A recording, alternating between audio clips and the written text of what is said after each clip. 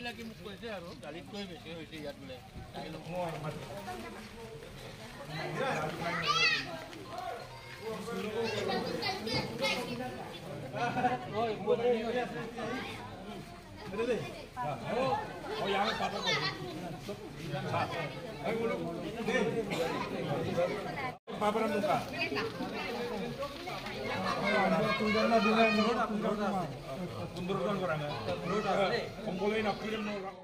পানীটো যোৱাকালিৰ পৰা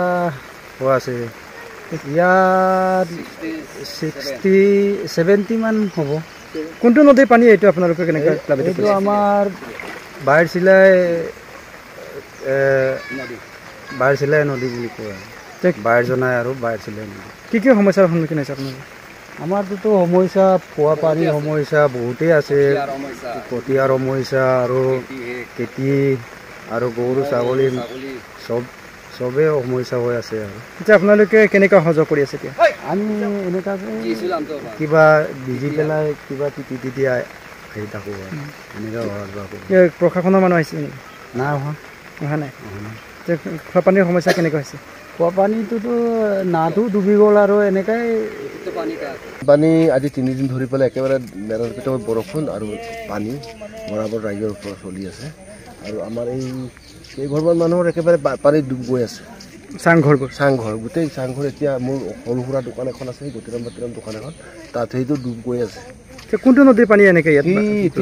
এতিয়া আমি এই চিলাই নৈখন আমাৰ কাষত আছে চিলাই নৈখন কাষত থকাৰ কাৰণে চিলাই নৈখনৰ এই মথাউৰিটো ভাঙি আমাৰ এই চিলাই মতপুৰ গাঁওখনত বহুত এনেকৈ পানী ভৰপূৰ হৈ আছে কি সমস্যাৰ সৃষ্টি হৈছে আপোনালোকৰ সমস্যাটো এতিয়া কুকুৰা গাহৰি ছাগলী এইবিলাকৰতো কেইবোৰতো একেবাৰেই নাই কিয় যাৰ 2-3টা আছিলে সিও শেষ হৈছে 12 ঘৰ মানুহৰ একেবাৰে পানীত ডুব গৈ আছে মানে বাকীকেইটা অলপ আমাৰ টোটেলি আমাৰ এই মধুপুৰ এৰিয়াটো 29 ঘৰ আছে 29 ঘৰৰ ভিতৰত একেবাৰে জলাতলা হৈ থকা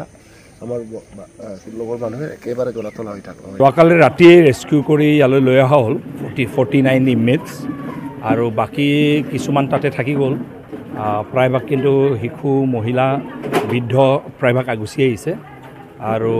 ৰাতিপুৱাৰ পৰা প্ৰশাসনক লগাই একো যেন অসুবিধা নহয় মেনুৱেল মতে যি পাব লাগে সব দিবলৈ আমি আহ্বান জনাইছোঁ তাৰোপৰি অলপ খবৰ এটাৰ লগে লগে পালোঁ যে আঁঠুৱা আৰু কম্বল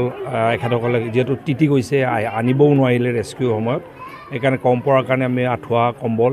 পৰ্যাপ্ত পৰিমাণে আমি আনি দিছোঁ আৰু তাৰ পাছতে বিস্কুট ল'ৰা ছোৱালীখিনিৰ কাৰণে আনি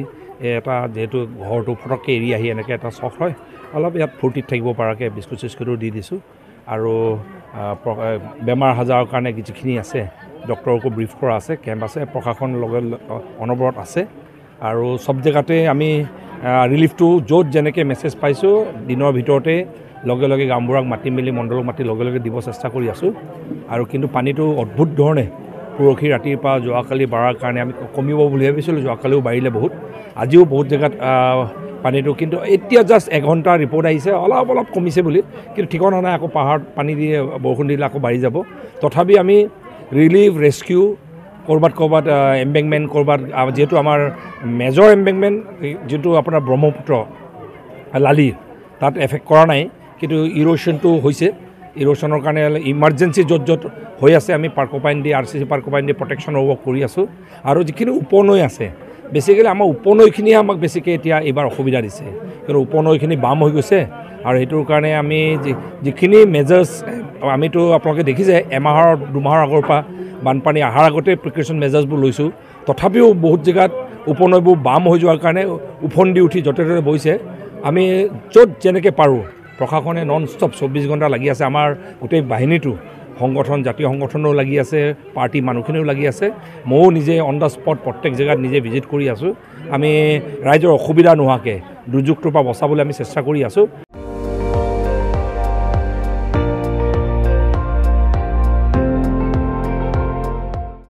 আপুনি চাই আছে ND24 সৰ্বশ্ৰেষ্ঠ নহয় সৰ্বোত্তমৰ দৌৰ